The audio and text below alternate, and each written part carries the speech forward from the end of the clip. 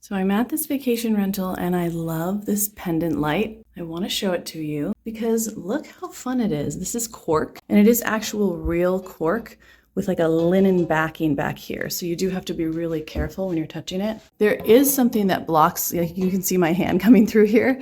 This doesn't go straight through, which is perfect because it diffuses the light.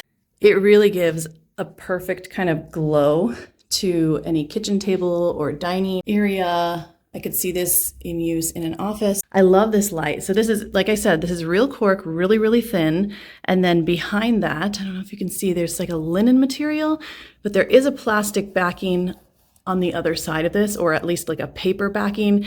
So it's not just fabric that I'm touching behind here. It's actual, it's solid white. I'll give you the full view around. This is a beautiful pendant. Perfect for a cabin if you're going for a cozy look.